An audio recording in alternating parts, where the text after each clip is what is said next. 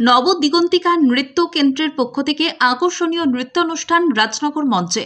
নবদিগন্তিকা নৃত্য কেন্দ্রের পক্ষ থেকে আকর্ষণীয় নৃত্যানুষ্ঠানের আয়োজন করা হয় রাজনগর বাসস্ট্যান্ড মঞ্চে। নৃত্য শিক্ষিকা শর্মিষ্ঠা সিনহার নির্দেশনায় পরিচালনায় কচি কাঁচা নৃত্যশিল্পীরা ও অন্যান্যরা এদিন বিভিন্ন আঙ্গিকে আকর্ষণীয় নাচের অনুষ্ঠান পরিবেশন করে। খুশি অভিভাবক, অভিভাবিকা এবং সংস্কৃতিপ্রেমী মানুষজনেরা। দর্শকদের উপস্থিতি ছিল যথেষ্ট। জানা গিয়েছে রাজনগর বাসস্ট্যান্ড সার্বজনীন কালীপুজো কমিটির উদ্যোগে এইরূপ আয়োজন। পরিচালনায় আমরা কজন, এমন উদ্যোগের প্রশংসা করেন অনেকে। আয়োজকদের তরফে পুজো কমিটির কর্মকর্তা সদস্যদের তৎপরতা ছিল যথেষ্ট। অনুষ্ঠান সঞ্চালনায় ছিলেন অতনু বন্দ্যোপাধ্যায়, সহযোগী সঞ্চালক রূপে শফিউল আলম। আমরা এই বাসস্ট্যান্ড পরিচালিত যে মঞ্চটা হয়েছিল, সেই মঞ্চে আপনারা নিশ্চয়ই লক্ষ্য করেছেন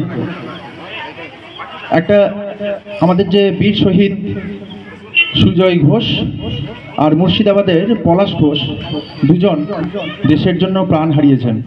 তো তাদের আমার জানি না, তাদের সম্মানার্থে বা তাদের শ্রদ্ধা জ্ঞাপনার্থে আমরা তাদের পরিবারের প্রতি সমবেদনা জানিয়ে আমরা আজকের অনুষ্ঠানে ফিরে যাব।